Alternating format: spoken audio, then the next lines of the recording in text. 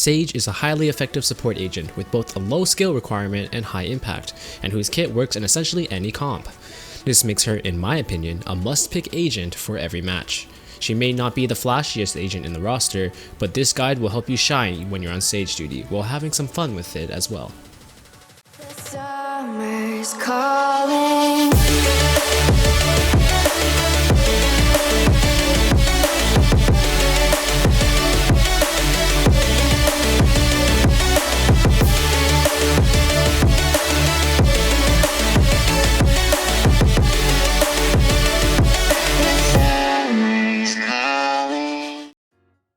Before we begin, I would like to preface Sage's kit by warning you that all of her abilities have longer cast times than normal agents, likely because of how impactful they are. This is important to keep in mind, as you have to be mindful of running into someone while you're channeling something, which is not what you want. Certain other abilities have this issue as well, so I recommend going through the cast animations of the abilities in safe places. Sage's first ability is Barrier Orb.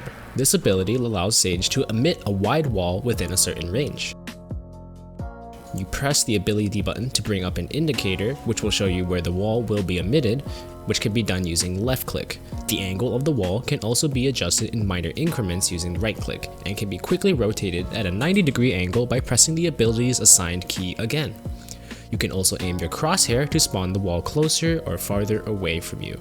Barrier Orb costs 300 units to purchase, and Sage can only hold one charge of it per round. For how easy the wall can be brought up, it is not only extremely versatile, but also very suppressive when used correctly. The wall essentially takes 2 entire clips of bullets to go through, and lasts around 40 seconds, so placing it in choke points allows it to block off entrances very easily. The wall can also be placed such that it extends past the terrain it is on, such as a box, and be used as a bridge. For example, on Haven, Sage can place her wall on A site on defense so that she can reach Heaven easily. She can also place it that she can navigate across most of the higher up boxes to get effective off angles. There are use cases for this on every map which you can think of, so you can feel free to experiment with them to whatever suits your playstyle. I also recommend checking Reddit every now and then, as new discoveries will also be made every single day. You can also position the wall so that you can create interesting cover spots for yourself with little holes you can peek out from. A variation of this would be to intentionally not cover an entire hallway with your wall to trick your enemy into thinking that you simply messed up the wall.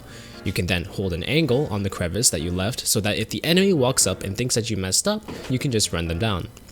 A fun little interaction is that Sage can also lock people into the wall if she emits it such that they are stuck either horizontally or vertically. For example, if you angle it so that the enemy is stuck between a box and the wall, they wouldn't be able to move or shoot, and you can combo this with damage abilities like Brimstone Ultimate or Raise Grenades to lock them down. You can lock people vertically in places with short ceilings, as the wall would simply push them up into the ceiling and prevent them from moving. A good example of this would be the garage hallway near Seaside on Haven. If you're a god, you can block an incoming enemy from coming in and completely lock them into the wall so they cannot move. Another approach would be actually to lock down your own teammate. Although this sounds stupid on the surface, I think there are actually situations where this could be incredibly cunning. For instance, if you are attacking and have just planted the bomb, the defending enemies are bound to come in. If you lock your own teammate within your wall, they can be perfectly hidden away from sight, and when the enemies try to clear the site, they'll have no idea where that attacker is, causing confusion. It sounds kind of bad on the surface, but you can definitely have a lot of fun with this ability. Just try to get creative. I'd like to note that there are some really insane boosts possible right now with Sage's wall combined with agents like Jet or Omen, but from what information I can tell, Riot is currently working to patch this out, as they seem to be approaching the game with the mentality of minimizing any potential cheese strats. It's sad that Riot has to shut down the creativity of these players, but for the sake of competitive integrity, I believe that is the right move. Just something to keep in mind if you see some interesting uses of Sage Wall online right now.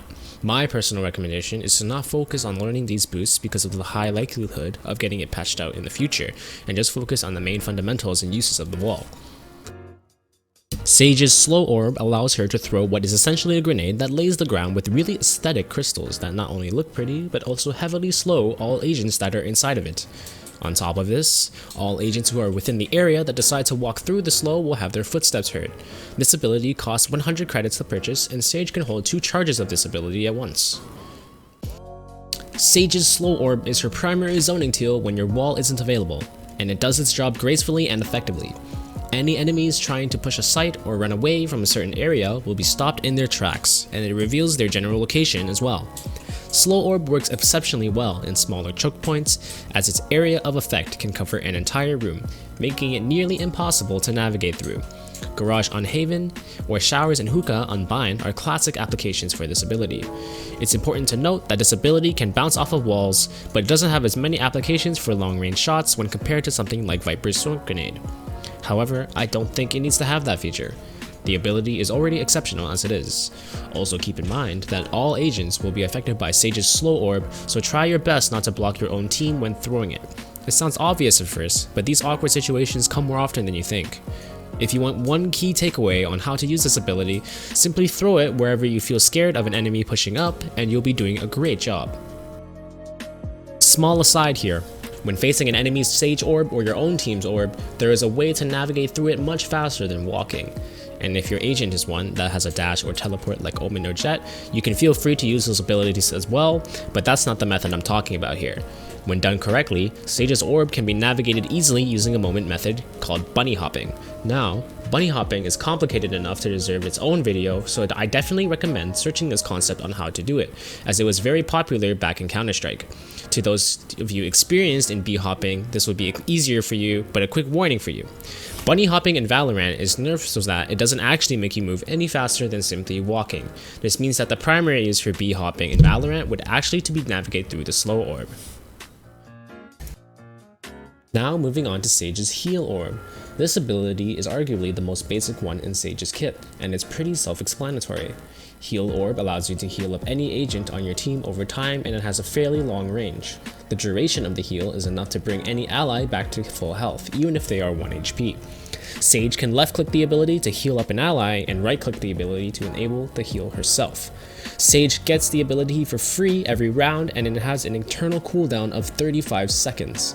This means that Sage can get off multiple heals every round for free, and this means it is incredibly impactful no matter the situation. A good thing to mention here is that the healing on this ability is interrupted if the targeted agent is in combat, but will return once the agent gets out of combat, typically not taking damage in the last 2 seconds. The heal will then resume with whatever duration it has left. Another good use of it would be in situations where you win a trade but you are near full HP. Sage or another near health, full health agent could then receive the Heal Orb, enter combat, and then once they leave combat immediately regenerate once Heal Orb's healing kicks back in. This allows you to preemptively channel Heal Orb so you can focus on fragging and if your team engages or retakes a site together. Now moving on to Resurrection. This is Sage's ultimate ability and is the main thing that makes her feel so insane on paper. Simply put, this brings back any dead ally directly back to life with 100 HP. This ability also costs 7 ultimate points to charge. Just having this ability will already make Sage incredibly hard to balance, and the ability does have its drawbacks in order to use it. For example, Sage has to be essentially beside the ally that she is reviving, and the cast time and sound that it creates generally reveals your location. However, the impact of bringing back one of your fallen allies is absolutely game-changing. This enables your teammates to aggressively entry frag and then be brought back to bring back someone who's been picked off, use it to secure another gun to effectively increase economy on a winning round, and so on and so forth. There isn't usually a situation where it wouldn't be good to use the Sage's ultimate, except for maybe wasting it on a round that you could win anyway. Regardless of this, you should feel free to use Sage's ultimate whenever it feels right, and you'll be on the right path. When you look at Sage's kit holistically, you have to think that every ability is just really broken, and that her kit is just overpowered. And in my opinion, I'd have to agree with that. I don't think I'm the only one who shares this resentment either. Sage is generally regarded as a must-pick in the current meta. Although you may not be the one engaging and looking cool, if winning games is something you want to prioritize in your VALORANT experience, you definitely want Sage to be a part of your arsenal.